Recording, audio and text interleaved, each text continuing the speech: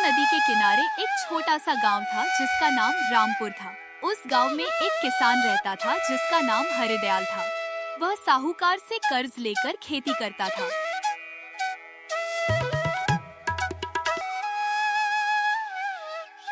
उसकी पत्नी का कई वर्ष पहले देहांत हो चुका था। अब उसके जीवन में केवल उसकी एक बेटी थी जिसका नाम रम्या था। रम्या बहुत सुंदर और समझदार लड़की थी। पिता और बेटी दोनों साथ में खुशी खुशी रहते थे। एक दिन सुबह हरिदयाल अपने खेतों की ओर जाने लगा। बेटा रम्या, मैं खेतों में जा रहा हूँ। तुम अपना ख्याल रखना। ठीक है पिताजी, आप जाइए। मैं दोपहर में आपका खाना लेकर खेत में आ जाऊंगी। घर के अंदर से उसकी बेटी रम्या की आवाज आई कि वह दोपहर में खाना लेकर खेत में आ जाएगी। इतना सुनकर हरिदयाल अपने खेत की ओर चला गया।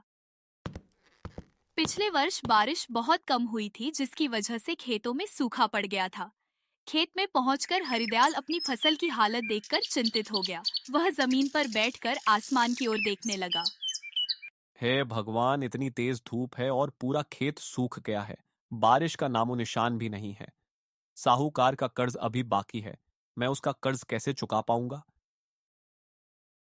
सुबह साहूकार अपने कुछ आदमियों के साथ हरिदयाल के घर आया। साहूकार अपने कर्ज की मांग करने लगा। हरिदयाल ने साहूकार से कुछ समय और देने की विनती की। तुम अपना कर्ज भूल गए हो? अगर तुम कर्ज नहीं चुका सकते तो अपना घर खाली कर दो। नहीं मालिक, मैं आपका कर्ज नहीं भूला हूं। पिछले वर्ष बारिश नहीं हुई थी, इसी कारण मेरी सारी फसल खराब हो गई। कृपया मुझे थोड़ा समय और दे दीजिए। मैं आपका सारा कर्ज बहुत जल्द चुका दूंगा। दोनों की बातचीत सुनकर हरिदयाल की बेटी रम्या घर से बाहर आ गई। साहूकार ने जैसे ही रम्या को देखा वह उस पर मोहित हो गया। ठीक है, मैं तुम्हारा सारा कर्ज माफ कर सकता हूं, लेकिन मेरी एक शर्त है। साहूकार ने हरिदयाल का कर्ज माफ करने के बदले रम्या से विवाह करने की शर्त रखी। साहूकार जी, आपकी शर्त क्या है? तुम्हें मुझसे विवाह करना होगा। मैं आपसे विवाह नहीं करूंगी।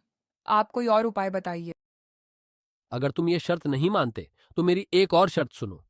मैं इस थैले में दो पत्थर डालूंगा, जिनमें से एक काला होगा और एक सफेद। तुम्हें इनमें से एक पत्थर चुनना होगा। अगर तुमने सफेद पत्थर चुना तो मैं तुम्हारे पिता का सारा कर्ज माफ कर दूंगा, लेकिन अगर तुमने काला पत्थर चुना तो तुम्हें मुझसे विवाह करना होगा। ठीक है, मैं आपकी यह शर्त मानती हूँ। लो, इस थैले में से एक पत्थर चुन लो। रम्या ने थैले में हाथ डाला और एक पत्थर निकाल लिया। इसके बाद उसने वह पत्थर जमीन पर गिरा दिया। तुमने ये क्या किया? माफ कीजिए साहूकार जी, मुझसे गलती से पत्थर गिर गया। अब आप थैले के अंदर बचा हुआ पत्थर देख लीजिए।